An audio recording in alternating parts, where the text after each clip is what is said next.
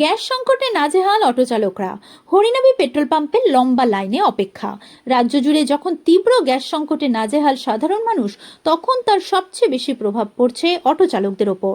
দক্ষিণ চব্বিশ পরগনা জেলার সোনারপুর দক্ষিণের মালঞ্চ এলাকা থেকে শুরু করে হরিনাবি পর্যন্ত অটো চালকদের দীর্ঘ লাইন দেখা গেল হরিনাবি পেট্রোল পাম্পে গ্যাস নেওয়ার জন্য।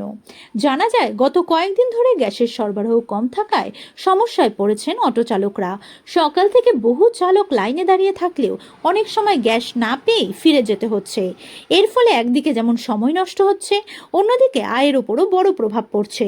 অটো চালকদের দাবি, দ্রুত গ্যাসের সরবরাহ স্বাভাবিক না হলে তাদের জীবিকা মারাত্মকভাবে ক্ষতিগ্রস্ত হবে। প্রশাসনের কাছে তারা দ্রুত এই সমস্যার সমাধানের দাবি জানিয়েছেন। আসুন দেখে নিই অটো চালকরা কি বলছেন। তবু বলো, কিছু বলো। পাঁচটা থেকে এই পর্যন্ত লাইন দেওয়া। আর কি বলবো, 5টা থেকে কতক্ষণ ধরে লাইন দিয়েছো? 4 ঘন্টা। এখন কটা বাজে যায় এটা? এখন বাজে 10টা। 5টা, 6টা, 7টা, 8টা, 9টা, 10টা, 5 ঘন্টা। 5 ঘন্টা। কিছু বলো। কখন থেকে লাইন দিয়েছো? কখন থেকে? ভোর 5টা।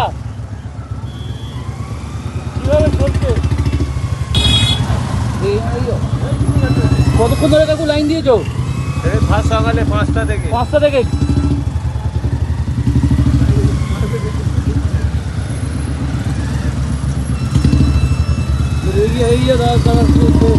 কখন ধরে লাইন দিয়েছেন কাকু?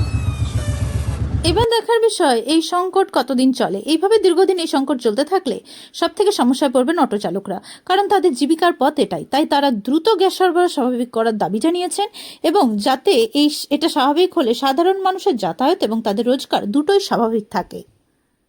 ক্যামেরায় সিন্টুর সঙ্গে অনুষ্কার রিপোর্ট, দেখছেন প্রহর।